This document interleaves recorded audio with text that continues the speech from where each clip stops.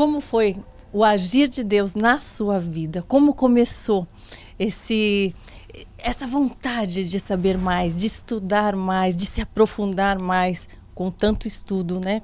Com tanta dedicação? Puxa, Karina, engraçado que em termos assim normais de escola, na minha época eu falava de primeiro e segundo grau, hoje é ensino médio, fundamental, eu fui um aluno até medíocre, estava na média ali, com notas baixas para uma matéria, melhor noutras e tudo mais.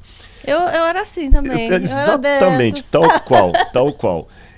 Mas eu tive muita facilidade para falar em público e tinha muita curiosidade. Uhum. Mas, acima de tudo, essa curiosidade por Deus parece que foi um chamado, uma coisa desde a minha mais tenra idade. Eu lembrava, Karina, até... Qual era essa tenra idade? Seja mais direto. Vou ser bem direto. Com certeza era antes dos 5 anos de idade. Porque eu não me lembro de estar na escola ainda nessa época. E, aliás, essa história até eu conto num dos meus livros lá. Eu sonhava, olha que impressionante, porque sonho geralmente você esquece no dia seguinte, mas esse eu ainda me lembro por qualquer razão. Eu estava numa casa, antes de 5 anos de idade, e nessa casa eu lembro que o céu estava cinza e começaram a chover pedras. E eu ficava assustado e perguntava para uma senhora de idade o que está acontecendo. E ela falou, vai lá fora olhar, Deus está voltando. Eu saía da casa e via nas nuvens uma silhueta como se fosse de um homem com uma túnica larga, regendo assim como se fosse um maestro. E eu falava, então Deus vai voltar? Ninguém tinha me falado nada de volta de Jesus, nem nada. Eu era oriundo de uma família que eu posso chamá-la de sincretista e ao mesmo tempo católicos de IBGE. Eu digo isso... Como seria? Eu digo isso não desdenhando a fé dos irmãos católicos que estão nos ouvindo, mas quando eu me refiro a católico de IBGE, é aquela pessoa que não participa dos 7 sacramentos, não vai à missa, ele não frequenta a igreja, não toma a hóstia, não comunga das coisas da igreja, Sim. mas quando morre alguém, ele manda rezar a missa de 7º dia, quando nasce uma criança, ele manda batizar, e quando o IBGE bate na porta e pergunta religião, ele fala católico. Entendi. Mas é um católico de IBGE. E além disso eram sincréticos, porque também havia uma mistura com espiritismo e tudo mais, e somado a toda essa coletânea religiosa meio confusa, a minha mãe, às vezes ela ia, quando tinha um missionário, ela ia no missionário, colocava o copo lá em cima do rádio para o missionário e também ia ao centro espírita e também rezava a Ave Maria. Sim. E além disso, posso dizer assim, uma pocilga de emoções. Por que eu estou dizendo? Muita violência doméstica, desajustes e tudo mais. E eu sentia que em Deus eu teria um refúgio contra aquelas dores emocionais que eu já trazia desde a infância. Isso você sozinho? Sozinho. Sem ninguém te doutrinar, sem ninguém te passar nada. Eu só fui ter algum conhecimento de religião, digamos assim, quando eu já estava aí com os meus 7 anos, aproximadamente, 6, 7 anos, que uma senhora, muito amiga da minha mãe, que eu considerava tia, apenas de consideração, falava assim, Edith o nome da minha mãe, você tem que criar esse menino numa religião e vou mandar ele para a igreja. E minha mãe não gostava do padre, não gostava da missa, e os filhos dela passavam domingo para me levar para a missa. Então ali eu comecei a entender o que era Bíblia, aquela coisa toda e tal, e fui crescendo até com o desejo de ser padre. Depois, quando eu tinha 12 anos de idade, eu tive uma guinada, quando eu descobri na Bíblia algumas coisas que não eram muito coerentes com aquilo que eu... Aliás, na verdade, aquilo que eu pensava não era muito coerente com o que eu estava descobrindo na Bíblia. Sim. Então, a partir disto, eu resolvi mudar de religião, entreguei minha vida a Cristo. Eu digo reentreguei, porque, na verdade, eu já amava Jesus desde os 4 anos. Mas eu não sabia o tanto de coisas que me diziam a respeito dele. Sim, eu não sabia que ele ia voltar, eu não sabia que ele era o Filho de Deus, o significado da morte na cruz do Calvário. E cada dia que eu fui descobrindo, eu fui me apaixonando mais e mais, e estou nessa caminhada com Jesus até hoje, numa faculdade que não encerrará nessa terra. Eu também estou nessa. Eu também acho que... Eu nasci em família católica, estudei em colégio de freiras, e nós íamos na minha infância e pré-adolescência também na igreja, esporadicamente, mas havia esse conflito também de crenças.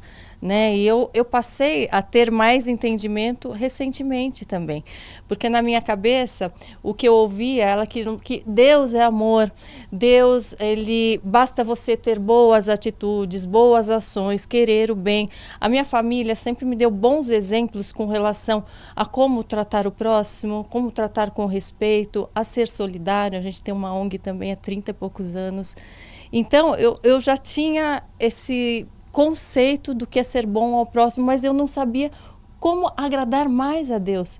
E eu passei a ter esse entendimento quando eu passei a querer estudar a Bíblia. Por isso que eu incentivo tantas pessoas hoje. Eu falo, gente, eu também tinha boas intenções, eu também sempre tinha boas ações, sempre quis o bem do próximo, mas eu não me preocupava tanto com o que a mais eu poderia aprender, e é infinito, né? Esse percorrer, né, por uma busca da sabedoria é tão enriquecedor. Eu falo que as pessoas falam, é fácil você falar, você que tem tudo, você que teve fama, você que tem, né, não passa fome, não passa necessidade. Eu acho que é muito mais difícil pessoas que estão numa condição boa reverenciar a Deus, dar o devido crédito, né, ao Filho que morreu na cruz por nós, do que alguém que passa necessidade, né? Com e as certeza. Pessoas confundem isso, né? Com certeza. E aliás, Karina, até você falou aí, conhecer mais desse Deus, eu queria colocar 2 pontos em relação ao seu comentário, concordando com ele. O primeiro, se você me der a liberdade de usar você mesmo como exemplo, você tem o Henrique, que é o seu filho, né? Henrico. Você falou dele ali com carinho, eu acordei o Henrico e tudo mais. O seu olho brilhou quando você falou do Henrico. Então eu vejo que tem uma relação de amor entre vocês dois. Permita-me usar essa relação para ilustrar a nossa relação com Deus. Agora imagina você como mãe do Henrico, não sabendo, você fala o tempo todo em casa, supondo, você não ouve o Henrico, não sabe do que ele gosta, não sabe o que ele gosta de comer, não sabe o que ele gosta de vestir. Você, na verdade, não tem uma relação. Por mais que você fale, não, eu conheço o Henrico. Mas se ele não fala nada, imagina que ele entra em casa, só você fala. Imagina que você não saiba o gosto dele, o que ele gosta de comer, não sabe nada a respeito dele. É uma relação desequilibrada. Da mesma forma, Deus. Se eu tenho uma relação com Deus, mas eu não escuto o que Deus gosta, o que Deus quer, o que Deus deseja, seria como no exemplo que eu dei aqui, seria uma relação descompensada. Agora, como é que você sabe os desejos do Henrico? Ouvindo-o, conversando com ele, deixando que ele também se pronuncie. É a mesma coisa com Deus. Imagine se já tivesse para adiantar um manual de instruções do Henrico, que é a Bíblia. Exatamente, gente, Deus deu isso aqui. Então o Espírito fala, quando eu estou orando, eu estou falando com Deus. Comparando ao Henrico, né? Sim. Mas quando eu estou lendo a Bíblia, é ele que está falando comigo na voz do Espírito. E o segundo ponto que eu queria colocar, que eu achei muito bacana, você falar assim, olha, muita gente pensa, eu sou bom e tudo mais. Certa vez, Jesus estava com os discípulos em Cesareia de Filipe. E ali era um lugar muito pagão. Eu até te falei, de um dia você ir a Israel, você vai conhecer esse lugar aqui. E esse lugar tinha muitos ídolos, muita coisa contrária à vontade de Deus. E Jesus levou os discípulos justamente para esse lugar, completamente bagunçado espiritualmente, cheio de pessoas boazinhas. Não estou falando que todos os pagãos são ruins. Eles estavam indo ali até para poder agradar de alguma maneira a divindade. Sim. Aí Jesus, naquele lugar mais incomum, mais impensado, chama os apóstolos e fala assim, que dizem os povos que eu sou? Aí eles devem ter perguntado, por que o senhor trouxe a gente aqui para perguntar isso? Por que não perguntou lá no Mar da Galileia, que era um lugar mais tranquilo? Sim.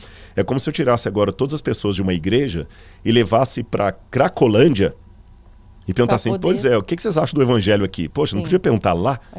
Aí eles começaram a responder, bom, uns falam que o senhor é João Batista, outros falam que é Jeremias, outros falam que é um profeta ressuscitado.